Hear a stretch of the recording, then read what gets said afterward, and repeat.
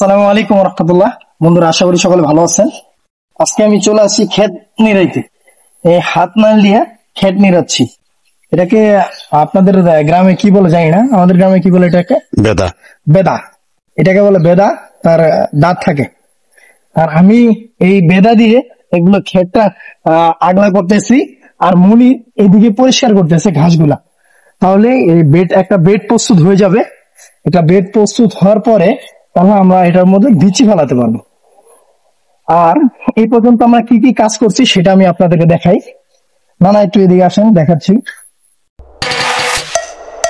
এই যে এখানে ফেলানো হচ্ছে মূলা বিচি। মূলা গাছও অলরেডি অনেক ধরে গেছে গা, দেখেন না মূলা গাছ ধরছে। এই যে আর এই সাইডে আমি করছি পাট শাক। পাট শাক আর বেগুন গাছ লাগানো হয়েছে। এই যে বেগুন গাছ কিছু মারা গেছে, কিছু আছে। আর এই যে পাট শাক অলরেডি হয়ে গেছে। ওইটাও মারা যাবো। এদিকে পাট শাক হয়েছে, কিছু মারা গেছে, আর এই যে এটাতে লাগানো হয়েছে। আর এই যে এটা তো পাট শাক ফেলানো হয়েছে, কিন্তু মিষ্টি পাট ফেলানো হয়েছে এটার মধ্যে। আর এই নানা বাম পাশে দেখেন, এটার মধ্যে ফেলানো হয়েছে পাট শাক আর ঢেঁড়স একসাথে, দুইটাই আমরা করছি। আর এটার মধ্যে অলরেডি পাট শাক ধরে গেছে। আর এটাতে ফেলানো হয়েছে, নানা আমার দিকে নিয়ে আসেন। আর আমার হাতের ডান সাইডে এটাতে ফেলানো হয়েছে গাজর।